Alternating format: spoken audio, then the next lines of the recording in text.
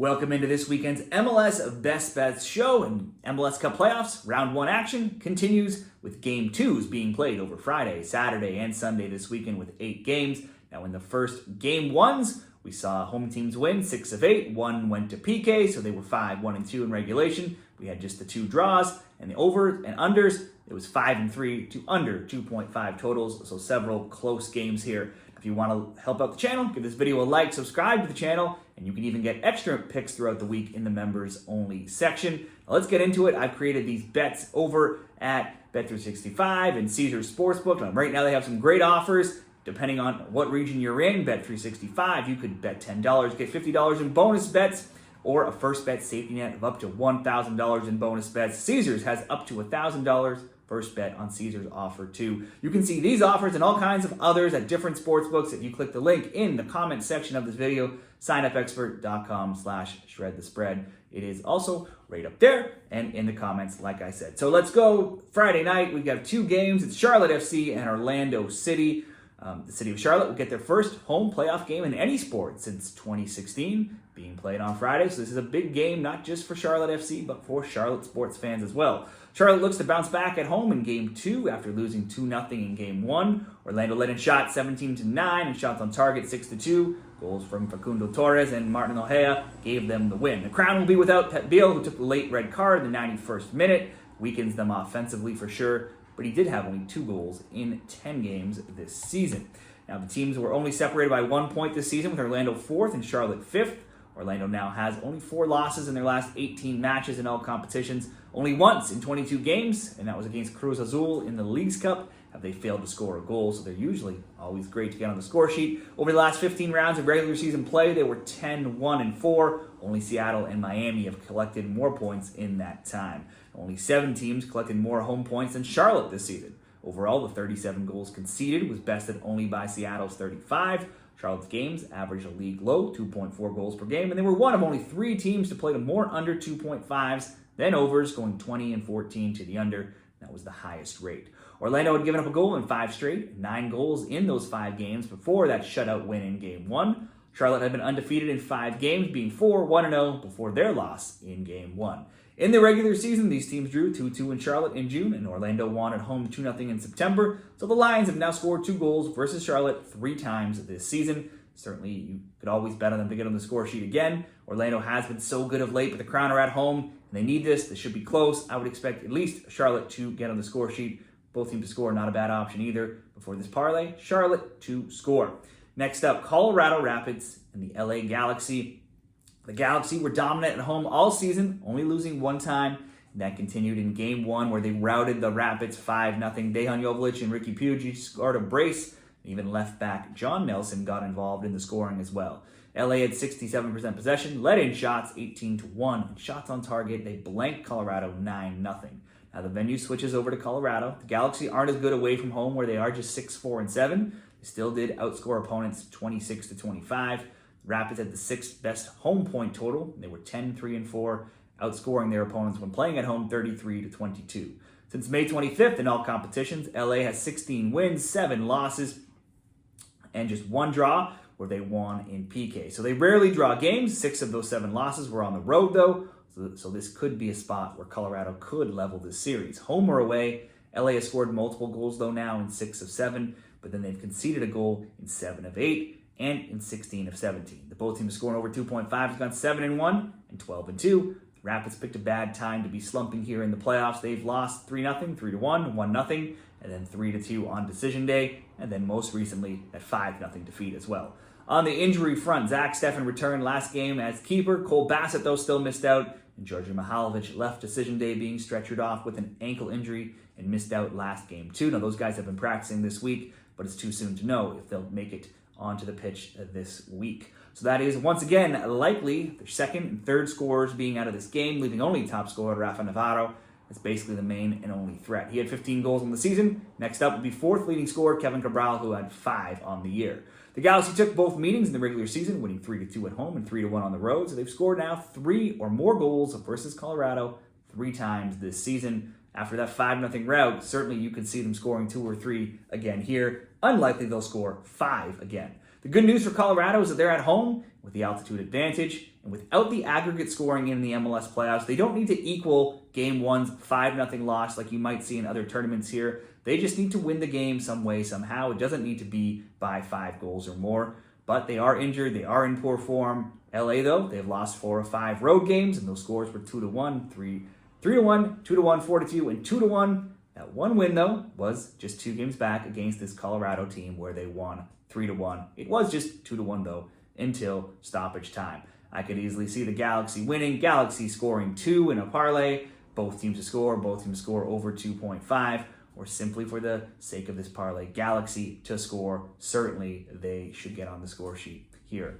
Minnesota United and RSL will round out leg 3. Now, this game goes into Saturday, and it's the late game on Saturday. And game 1 ended 0-0 between them. It was a draw where Minnesota went on to win in PKs 5-4. Both teams, though, did have 11 shots, 6 on target. A draw between these teams, nothing new, as it's now 5 straight draws between them, with other scores being 1-1, 0-0 this year, and then 1-1, 2-2 last year. So in 3 games this season, we've now just seen 1 goal scored by each team. Both teams enter the playoffs hot. The Loons, since League's Cup, 6-2-2 in regulation, with just 1 loss in 9, finishing the season undefeated in 5 games, 4 wins. They've scored in all but 2 of those 9 games and have kept clean sheets in 5 of 6.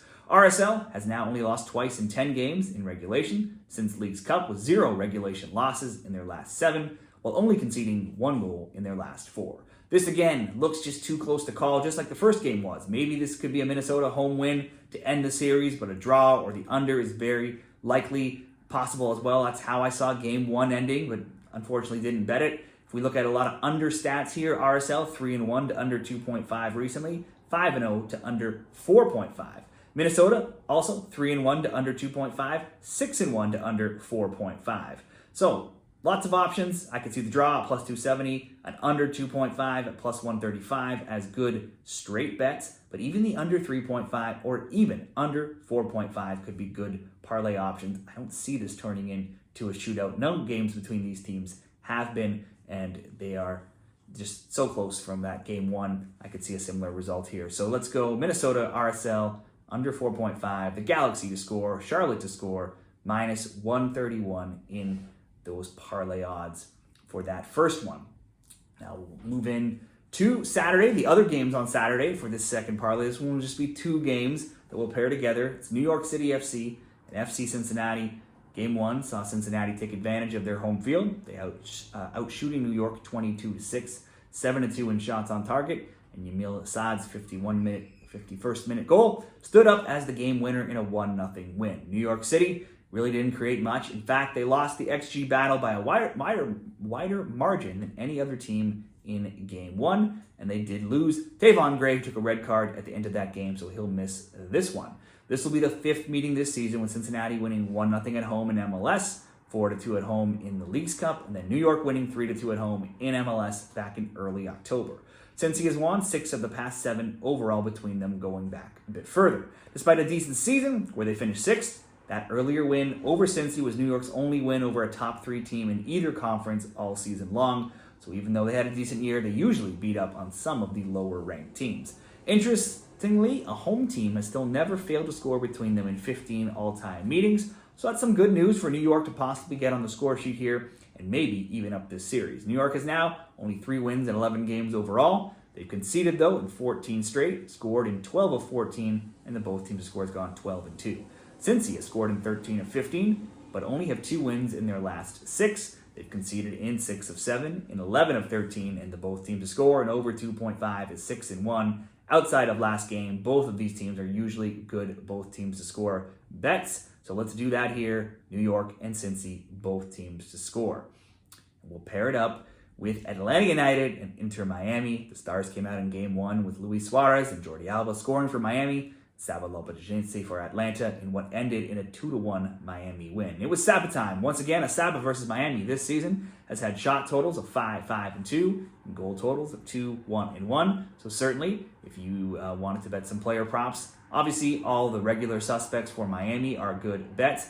But if you're looking the Atlanta way, you have to look no further than Saba. The regular season scores were Atlanta 3-1 in Miami in May, and then 2-2 draw in Atlanta in September. Despite the close score in Game 1, it easily could have gotten out of hand if not for Atlanta keeper Brad Guzan, who had 9 saves last game. Miami piled up 22 shots and 11 shots on target and got just 2 goals out of it.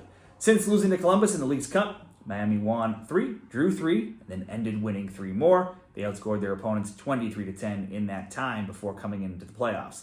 Miami is the first team in MLS history to have 2 players with 20 or more goals, that being Messi and Suarez. So like I said, certainly you could look their way as scoring props. As great as they've been offensively, though, defense is always a question. All season long, the both teams to score an over 2.5 bet has been money in Miami games. It's been 31-12 in all competitions. The 5 stripes, they've been a great both teams to score an over 2.5 bet themselves, with recent score lines of 2-1, 2-2, 2-1, 2-1, 2-1, 1-1, 2-2, and 2-2.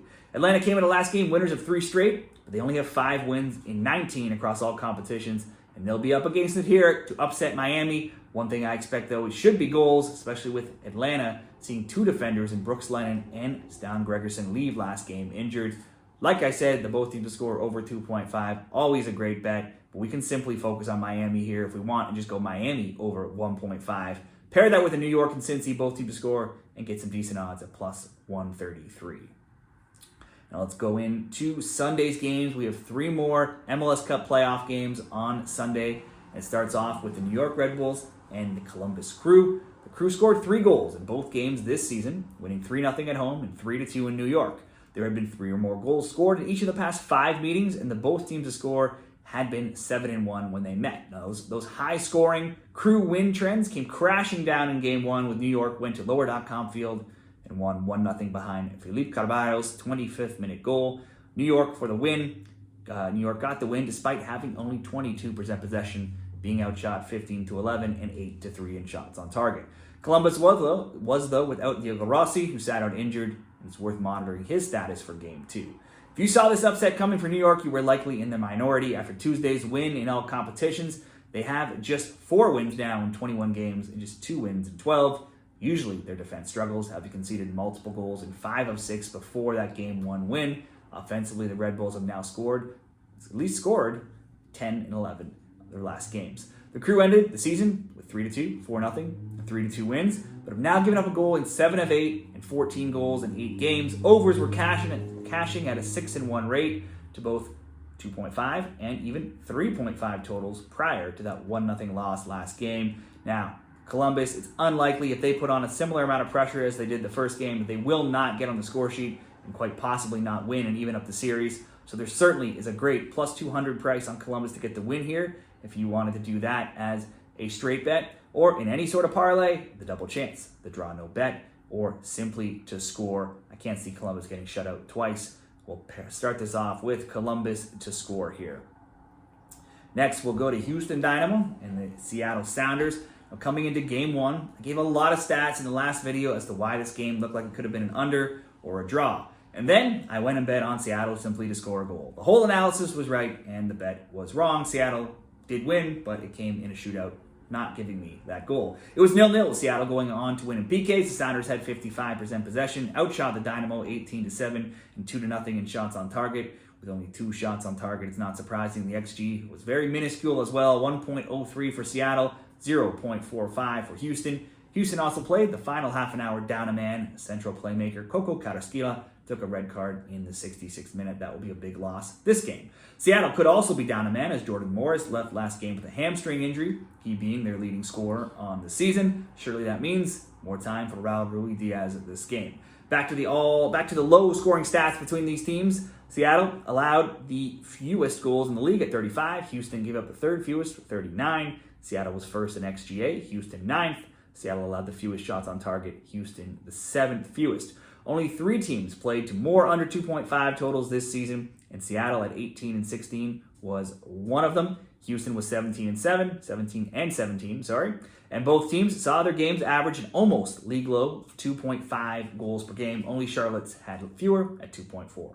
If we look at current form, Seattle is now 5-3-0 in regulation, keeping 6 clean sheets in 8 games. Only once in their last 10 have they given up more than 1 goal in a game. Houston, too, has generally been in good form, since Leagues Cup, 5-3-3 in regulation, only 2 losses in 10. They too have only given up more than a single goal in a game once in their past 11. However, they do have only 2 wins in 5, and they've been shut out in 3 of those 5. In the regular season, these teams drew 2-2 in Houston. Seattle won 1-0 in Seattle back on September 28th. In that game, Seattle had multiple goals 3 times and only 2 home regulation, scoring 3 times, and have only 2 home regulation losses in 15 across all competitions. But those last 4 home games have seen them concede in each one. Win or lose, Houston gave up 15 goals in 17 home games. I don't see them getting blown out here. This again should be very tight. Both teams could be out some offensive players. Could be a draw, could be an under 2.5. Surely should be an under 4.5, just to add a little bit more to this parlay that we will conclude with Vancouver and LAFC. These teams met in the playoffs last year. LAFC won 5-2 and 1-0. They met again this year as well. LAFC again got the better of the Caps, winning 2-1, though it was 2-0 until the late Ryan Gold goal in the 94th minute. The shot attempts and shots on target were an even 15-15 and 4-4 as well. Carlos Vela made his highly anticipated return to the black and gold and logged a few minutes at the end of the game. In knockout round games in recent seasons, LAFC has outscored the Caps 20-3. Other scores of this season were 2-1 LAFC, 2-2 in the Leagues Cup, and 3-0 LAFC. There's now been 3 or more goals in 8 of the past 10 between these teams. LAFC are in some of their best form right now.